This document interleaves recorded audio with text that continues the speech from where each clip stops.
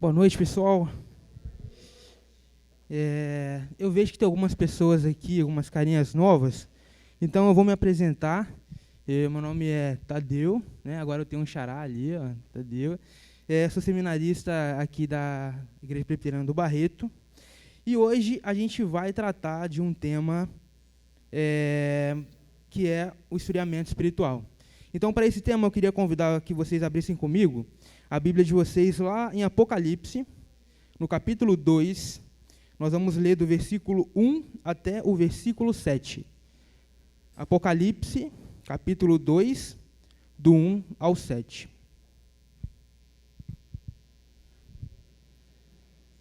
A gente vai ler o texto e depois eu vou pedir para que vocês continuem com as Bíblias abertas, porque a gente, ao longo da nossa pregação, a gente vai passear no texto, tá bom?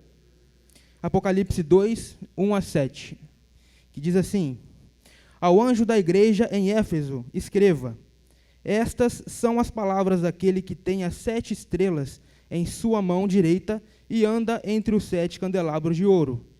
Conheço as tuas obras, o seu trabalho árduo e a sua perseverança. Sei que você não pode tolerar homens maus que pôs à prova os que dizem ser apóstolos, mas não são, e descobriu que eles eram impostores.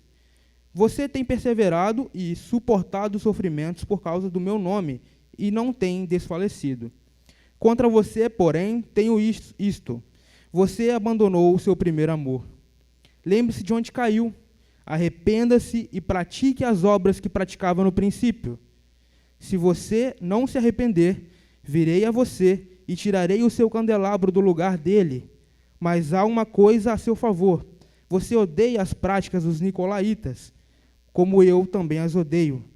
Aquele que tem ouvidos, ouça o que o Espírito diz às igrejas. Ao vencedor, darei o direito de comer da árvore da vida, que está no paraíso de Deus. Amém? Vamos orar mais uma vez? Senhor Jesus, nesse momento nós entregamos, Senhor, a pregação da Tua palavra, Pai. Nós queremos no milagre da pregação, Senhor, e nós queremos que o Senhor que está conduzindo ela nesse momento, Pai. Nós oramos para que o Senhor me use, Senhor, que o Senhor cresça e eu diminua nesse momento, Pai. Que a sua pregação, Senhor, o que o Senhor deseja falar ao coração de cada uma dessas pessoas que estão aqui, inclusive ao meu coração, Senhor, seja pregado nessa noite, os corações sejam tocados, Senhor, em Teu nome, Jesus. Amém. Amém. Irmãos, de repente parece que alguma coisa mudou. Ir à igreja parece que já não tem mais aquele sabor que tinha antes. E a gente começa a trocar, às vezes, algumas programações, né? Trocar a igreja por outras programações de domingo. Às vezes a gente começa a ler a palavra de Deus e começa a ver o sentido daquela palavra sendo esvaziado nas nossas vidas. E também, mesmo durante o louvor, mesmo louvando ao Senhor, você não consegue sentir nada. Então, irmãos, se alguma dessas coisas que eu estou falando para você, nesse momento, está acontecendo, então talvez seja bom você pensar um pouquinho, parar para refletir, se você não está passando por um esfriamento espiritual. Aqui, antes de a gente adentrar a respeito desse assunto, sobre o esfriamento espiritual especificamente, eu queria falar um pouquinho sobre o livro de Apocalipse. Especialmente sobre o contexto, né, em que esse livro foi escrito, onde ele está inserido. O livro de Apocalipse ele foi escrito pelo apóstolo de João, quando ele estava lá na ilha de Patmos. E o que era a ilha de Patmos? Ela era uma ilha... Muito obrigado, Mateus. Ela era uma ilha onde os romanos enviavam os presos, né, os exilados políticos, que eles entendiam que não era necessário que eles matassem, né, que sejam decapitados ou crucificados. Então eles mandavam para aquela ilha para eles cumprirem uma espécie de exílio. E foi isso que o João estava fazendo ali, ele estava cumprindo esse exílio, né? E o próprio João diz ali em Apocalipse que ele estava naquela ilha por causa do próprio evangelho de Jesus Cristo. Então a gente deduz, é muito provável que ele estivesse ali porque ele estava pregando o evangelho, e aí os judeus denunciaram João por ele estar pregando o evangelho de Jesus Cristo, e ele foi preso e condenado pelos romanos e enviado para aquela ilha, né? E foi então que o próprio Jesus Cristo apareceu para João e ditou para ele algumas cartas, né, para algumas igrejas, no total de 7 igrejas que nós vemos no capítulo 2 e 3, lá de Apocalipse. E assim, logo no início a gente vê... Pô, valeu. Gente, gordo é complicado. Eu poderia tirar o casaco, mas... É melhor não. Então, logo lá no início do livro de Apocalipse, a gente vê que Jesus cita 7 igrejas, né, que elas existiam lá na região da Ásia Menor. E se a gente pudesse dividir, né, essas cartas que Jesus ditou, né, para João, por temas, né, por temas dessas cartas, a gente poderia dividir elas em 3 temas diferentes. O primeiro tema seria sobre o mundanismo, sobre as igrejas estarem se amoldando aos padrões do mundo. Quem eram essas igrejas? A igreja de Pérgamo e a Tiatira. Também a gente pode dividir as igrejas que estavam passando por perseguição. E quem eram essas igrejas? A Esmirna e a Filadélfia. E, por fim, as últimas 3 igrejas que ficaram são as igrejas para as quais Jesus dirige uma palavra falando sobre o esfriamento espiritual que elas estavam passando. E sobre esse tema que a gente está tratando essa noite, mas especificamente dessas 3, Éfeso, Sardes e a Laodiceia, eu vou focar apenas numa. A primeira que Jesus fala a respeito da frieza espiritual, que é a igreja de Éfeso. Então, dentro desse cenário em que Jesus manda a carta para 7 igrejas da Ásia Menor, puxando a orelha delas, né? Claro que ele vai fazer alguns elogios a respeito das boas práticas que elas faziam, mas para todas elas ele puxa a orelha em algum sentido, para que elas modifiquem alguns padrões que elas estavam seguindo. Então aqui a gente pode já tirar um primeiro ponto, o ponto de que nenhuma igreja é perfeita. Então, a gente pode olhar que tem todas essas igrejas. Lá na segunda metade do primeiro século, né, século I, já passavam por vários problemas. Então, assim, se você ainda vive no maravilhoso mundo de Bob, eu acho que talvez seja um pouco velho para muitas pessoas esse desenho, né?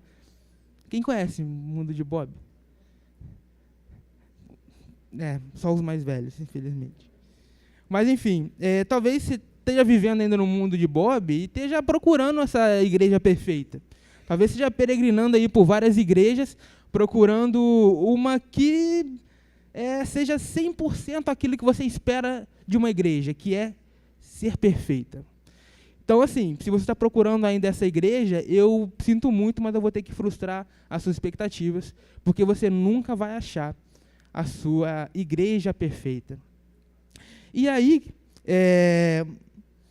talvez, por essa procura incessante pela igreja perfeita, algumas pessoas acabam se esfriando espiritualmente. Porque, às vezes, chega numa comunidade nova, né? E, assim, quando a gente chega de imediato, inicialmente numa comunidade, a gente não vê ainda, assim, no primeiro relance, assim, os principais defeitos da comunidade. Então, a tendência é achar que aquela igreja é perfeita. Poxa, muito melhor do que a minha igreja. Que as pessoas ali, cara, não tem fofoca.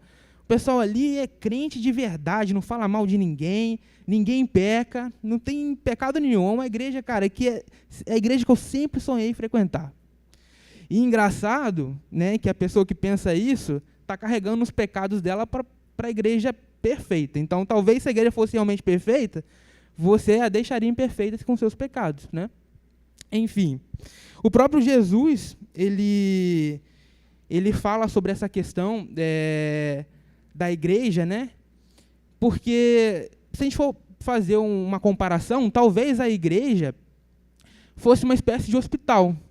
Então, se no hospital tem doentes, talvez a igreja realmente fosse o local onde nós temos doentes, mas doentes espirituais. E a gente pode citar ali Marcos 2,17, né? Na verdade, vários sinópticos. O Mateus 9, Lucas 5 também diz que quando Jesus falou para os mestres da lei, os sãos não necessitam de médico, mas sim os que estão doentes. Eu não vim para chamar os justos, mas sim os pecadores ao arrependimento. Então, primeiramente, a gente deixa claro que não existe uma igreja perfeita e que o próprio Jesus não está enganado a respeito disso. Show? Beleza. Bom,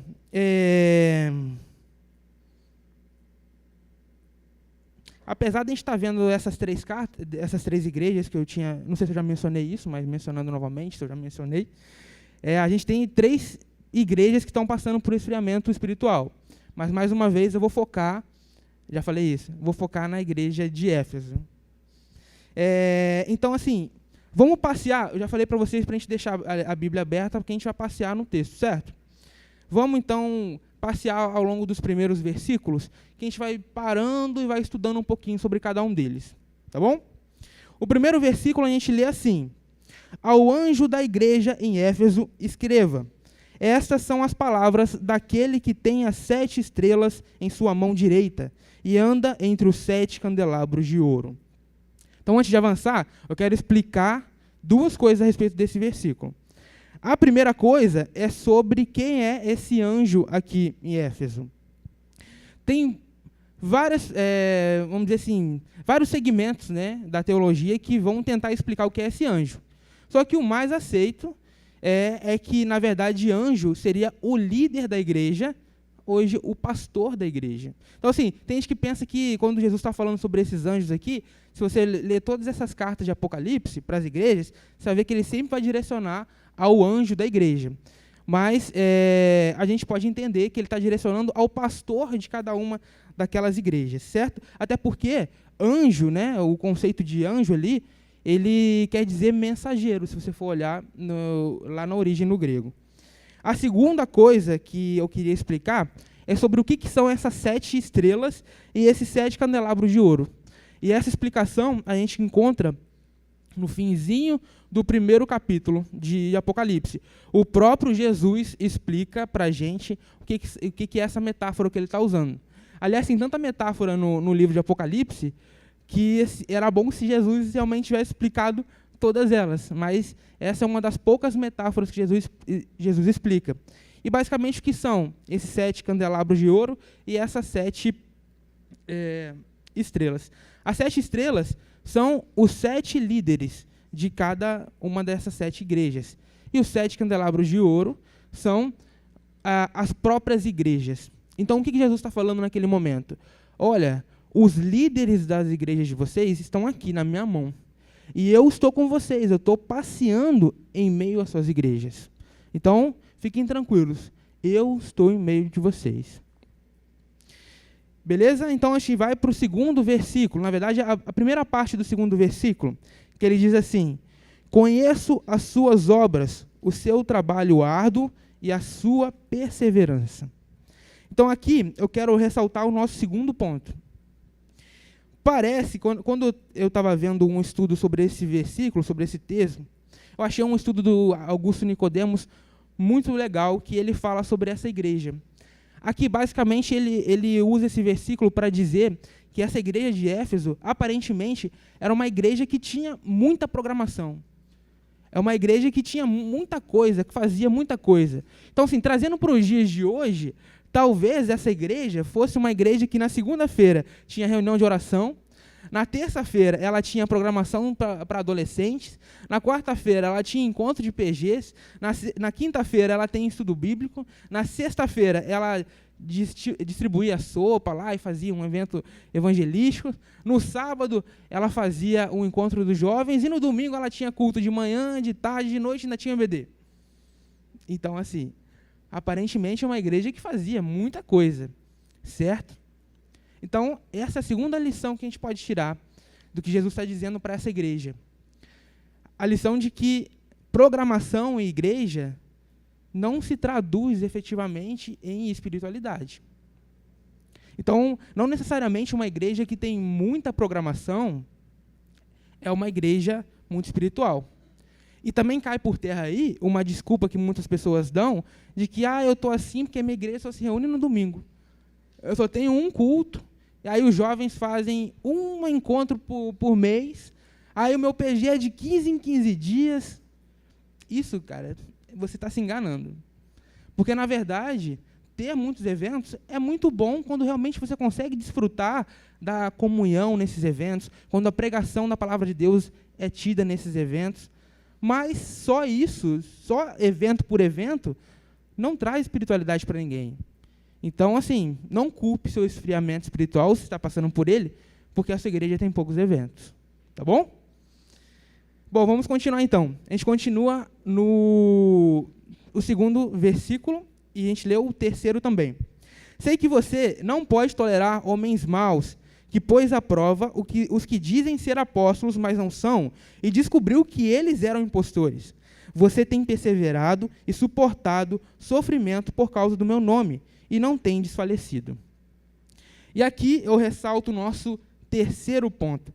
Aparentemente, essa igreja é uma igreja que tem uma doutrina sã, é uma igreja ortodoxa. Aparentemente, os caras ali, eles respeitam a palavra de Deus e são muito sérios com a palavra de Deus. Só que, ainda assim, por mais que eles sejam ortodoxos, isso não impediu que a igreja se tornasse fria. Então, eu quero abrir um parênteses aqui. Eu não estou dizendo que a igreja não pode ser ortodoxa. Na verdade, ela tem que ser ortodoxa. Mas eu estou dizendo que uma igreja, apenas por ser ortodoxa, não faz com que as pessoas não se tornem frias espiritualmente. Show? Então, a gente viu até agora Jesus falando bem da igreja de Éfeso, né? Os 3 primeiros versículos que a gente está lendo aqui é Jesus falando sobre bem da igreja de Éfeso, elogiando o que eles estavam fazendo. Só que aí Jesus traz o chicote no 4º versículo, quando ele diz assim: contra você, porém, tenho isto: você abandonou o seu primeiro amor. Você abandonou o seu primeiro amor. E o que é abandonar o primeiro amor? A gente sempre fica falando, porque ele deixou o primeiro amor. A gente vê uma pessoa recém-convertida, né? Aí fala assim, olha, como é bom o primeiro amor, né? Como é bom quando eu era assim, recém-convertido. Hoje em dia não tenho essa paixão, esse amor que ele tem. Então, assim, a gente associa o primeiro amor como apenas aquele período de tempo depois da nossa conversão, né? Só que, na verdade, o primeiro amor que ele está dizendo aqui é o zelo pela palavra de Deus, é o amor a Deus, é a comunhão, querer estar em comunhão com Jesus Cristo. Então, esse primeiro amor, né, que a gente fala comumente nas igrejas, ele não precisa ser só o primeiro amor quando você foi convertido. Você pode sim ter primeiro amor depois de ter convertido, depois de muito tempo de ser convertido, depois de ter sofrido um esfriamento espiritual. Você pode sim voltar ao primeiro amor. E vamos então para uma parte prática. A gente sabe que esfriamento, a gente até conversou sobre isso já alguns reúnes passados. A gente sabe que o esfriamento espiritual, ele não é uma coisa que, acordei frio. Né? Não tem isso. Isso é um processo que você vive. É um processo que ele é gradual. E você vai deixando o barco levar e, de repente, você se vê frio. Só que isso você sabe que durou quando você olha para trás e vê o que a gente vai conversar sobre isso mais adiante, mas quando você vê desde quando você começou a perder esse primeiro amor, você vai ver que foi uma coisa gradual, não foi uma coisa da noite para o dia. Tá bom? Então, a gente, na prática, o que a gente deve fazer para a gente não ser um cristão frio espiritualmente? Jesus traz para a gente a resposta logo no versículo 5, no versículo 5. Ele diz assim: lembre-se de onde caiu, arrependa-se e pratique as obras que praticava no princípio. Na Almeida fala, pratique as primeiras obras, certo? Então, Jesus já está trazendo aqui o que essa igreja deve fazer. Aí você vai me falar, beleza, aí você me falou tudo aí com essa frase. Vou sair daqui e já não sou mais um cristão frio espiritualmente, né? Já aprendi. A gente sabe que não é assim. Mas eu queria destrinchar um pouquinho, então, sobre esse versículo, para a gente poder entender o que a gente pode fazer na prática como cristãos, como jovens cristãos, para a gente não cair nesse problema da frieza espiritual. Então, vamos lá. O primeiro movimento que a gente tem nesse versículo. Lembre-te da onde caiu. Então, o que ele está pedindo para fazer? Que você se examine e olhe para trás o que fez você entrar nessa rota de esfriamento.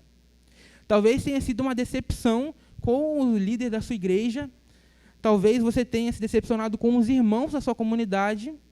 Talvez aconteceu algum ponto específico na sua vida que te fez começar a deixar de mão as escrituras, deixar de orar. O segundo ponto é: arrependa-se. Reconheça que o esfriamento espiritual é um pecado e confesse ao Senhor. Então, o segundo movimento. Primeiro, você tem que saber o que aconteceu. Quando é que começou essa rota de esfriamento? E a segunda coisa é se arrepender, porque esfriamento espiritual é pecado. E, por fim, um terceiro ponto é: volte à prática das primeiras obras.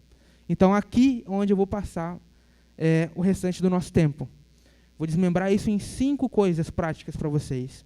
O que é voltar às primeiras obras? E a primeira coisa é: rompa com todo tipo de pecado.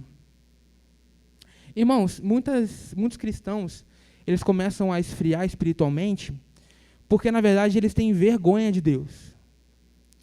Na verdade, você está vivendo em pecado, você sabe que tem um pecado gravíssimo na sua vida, você ainda assim continua insistindo nesse pecado, só que aí você deixa de orar, você deixa de ler a Bíblia. Por quê? Porque tem vergonha de Deus. Quem é que nunca fez isso, né? Fez uma besteira, você, ai meu Deus, já fala, ai meu Deus já, ai meu Deus, e agora? Eu não vou orar, porque estou com vergonha de Deus. Mas Deus já sabe já o que você está fazendo. Essa fuga é infrutífera. Então, a primeira dica que nós temos aqui é o seguinte: irmãos, se você está cometendo um pecado, sabe que isso é errado aos olhos de Deus, você tem que abandonar. Não tem outra coisa, outra desculpa para você fazer, para eu te dar aqui. E além de se arrepender, você não pode deixar que isso, apesar de, às vezes a gente tem pequenas quedas ao longo do caminho, e às vezes essas pequenas quedas elas começam a somar de forma que você, não, hoje eu me masturbei, então eu estou com vergonha, não vou orar, porque eu estou impuro. Aí amanhã você faz a mesma coisa, então você não vai orar porque você continua impuro. Ou então, você está reclamando, fazendo fofoca da sua colega lá da faculdade, da engenharia, que tirou 10 em cálculo. E aí, né, você, poxa, estou fazendo fofoca da vida da amiguinha, não vou orar hoje. Então, isso, irmãos, é uma coisa que, ao longo do tempo, vai te levando para uma rota de esfriamento. Porque se você não peca, se arrepende e pede perdão a Deus e tenta se reaproximar num relacionamento, onde é que isso vai te levar? Segundo ponto, leia a Bíblia. A gente fala isso aqui direto. Eu não tenho como chegar aqui e pregar para vocês sobre esfriamento espiritual sem dizer para vocês que se você está esfriando espiritualmente, é 100% de que você não está fazendo seu devocional diário. Ou não está fazendo como você deveria fazer. Ou faz uma vez por mês. Ou lê a Bíblia quando você quer. Abre a página da Bíblia lá, coloca o dedo, você é aqui que Deus vai falar comigo. Irmãos, não é bem assim. Então, ler a Bíblia é a forma que o Senhor nos deu para se revelar para a gente. E com uma forma da gente conhecer o Senhor. Então, é imprescindível. Numa rota para conter esse esfriamento espiritual, você tem que ler a Bíblia. Terceiro ponto, passe tempo em oração e louvor. Mais uma vez, oração. Como você conversa com Deus, como você tem intimidade com Deus, conversando com Ele, orando a Ele. Como é que você quer ter amizade com alguém que você mal conversa? O Senhor conhece você, Mas como é que você conhece ele se você não lê a palavra dele para conhecer quem é amado do Senhor, não ouve o que ele tem para dizer para você, não conversa, não fala para ele o que você está sentindo? Terceiro ponto, então, oração. O próprio ato de louvor, é importante você manter isso dentro do seu momento devocional, porque ali você começa a rememorar tudo aquilo que o Senhor tem feito na sua vida, mas principalmente quem Ele é para você. Que Ele é um Deus que te salvou. E você, relembrando isso, você consegue ter novamente esperanças de voltar à caminhada. Então é importante você continuar, implementar no seu momento de devocional o período de louvor. Quarto ponto, tenha comunhão com a comunidade de fé. É importante, irmãos, talvez hoje tenha crescido muito essa onda de que de cristão de YouTube, né? Os caras que vão lá no YouTube e começam a assistir só a pregação dos caras lá, Nicodemos, John Piper, Tim Keller. É só os caras assim, falam assim, agora eu sou o cara da teologia. Não preciso congregar porque eu estou me alimentando do melhor tipo de teologia. Eu quero que você me mostre na Bíblia quando é que se ajuntar em igrejas é condenado por Deus. Pelo contrário, nós somos incitados a nos unirmos para louvar o Senhor. Então é importante que você tenha comunhão sim com o seu irmão. Né? O próprio Salmo 133 diz como é bom e agradável quando a gente vive em comunhão com os nossos irmãos. Então é importante, nesse mundo que está tão caído, tão contaminado por tanta coisa, que você mantenha relacionamentos próximos com pessoas que professam a mesma fé que você. Porque, dessa forma, se você, num exemplo prático, você só mantém amizades lá de fora, talvez mais cedo ou mais tarde você ceda no cabo de guerra. E, ponto número 5, olhe para Jesus. Tem tanta gente decepcionada aqui com pastores, com líderes de ministério, com pessoas de dentro da igreja. Tanta gente decepcionada. O que nós queremos que vocês entendam aqui, nessa noite, é que você só pode olhar para Jesus, que Ele é a única pessoa para quem você deve olhar e buscar a santidade. É ali que você vai entender o que é de verdade a perfeição. Se você procura a perfeição no seu pastor, Jefferson, por exemplo, não durou 2 meses para eu ver o quanto o Jefferson é pecador. Eu sempre tenho que falar do Jefferson aqui, né? Então, assim, cara, você começa a caminhar com as pessoas, você vai, muitas vezes, ver coisas que não te agradam. Não estou falando nem de pecado, não. Estou falando de coisas que não te agradam. E aí, se você se decepcionar com isso, quer dizer que o seu coração está no lugar errado. Você não pode colocar o seu coração no seu pastor. Senão, se o seu pastor cai, se por acaso aquele líder de ministério cai, você vai para onde? Você estava esperando que ele fosse perfeito? Mas a gente tem que entender que o nosso irmão que está do nosso lado, os nossos líderes, eles também têm dificuldades. Eles também precisam da graça de Jesus, como todos nós. Tá bom? Então, a gente finaliza o 5º ponto assim. O primeiro ponto é romper com todo tipo de pecado. Segundo ponto, ler a Bíblia. Terceiro ponto, orar e estar em adoração ao Senhor. 4º ponto, ter comunhão com a nossa comunidade. E 5º ponto, olhar para Jesus. E aí, talvez, eu estou dizendo isso para vocês, e a galera está achando que, não, cara, eu não estou frio espiritualmente. Então, essa palavra não é para mim nessa noite. Então, eu não estou passando por nada disso que você está falando. Irmãos, lá em Atos 19, a gente vai ver o relato dessa igreja aqui de Éfeso. Como ela iniciou. A gente pode ler ali que Paulo, ele esteve lá na cidade de Éfeso, ele encontrou alguns discípulos ali de João Batista, impôs as mãos sobre ele, o Espírito Santo caiu, veio sobre eles, teve um avivamento naquela cidade, e aí, então, deu-se início à igreja de Éfeso. Então, a igreja de Éfeso veio de um avivamento espiritual. E olha o que está acontecendo. Pouco tempo depois, Paulo escreve uma carta para Éfeso, né, que é a carta de Paulo aos Efésios, que ele está dizendo para eles se encher do Espírito Santo. E depois, algum tempo depois, o que Jesus está fazendo? Enviando uma carta para aquela mesma igreja, dizendo para ela que ela está fria espiritualmente. Então, irmãos, aquele que está de pé, cuide para que não caia. Então, se você acha que atualmente essa palavra não é para você, que você já é maduro o suficiente, que não vai cair em momento nenhum, que não vai se tornar um cristão frio espiritualmente, talvez seja melhor você tomar cuidado. Porque nós vemos um exemplo bíblico disso acontecer. Cristãos que estavam muito avivados e, de repente, eles se esfriaram. Inclusive, um exemplo desse avivamento, lá em Efésios, foi até que teve feiticeiros também e bruxas que eles queimaram os próprios livros porque eles se converteram nesse avivamento. Então, assim, é uma coisa, um avivamento muito, vamos dizer assim, nítido o que aconteceu ali em Efésios. E eu queria também contar aqui um exemplo de uma coisa que aconteceu para mim, comigo, né? Um pouco mais de 3 anos atrás, quando eu ainda era recém-convertido, eu cheguei num gabinete com o Jefferson, e aí eu comecei a contar para ele algumas coisas, né, que eu estava vivendo na minha intimidade com o Senhor.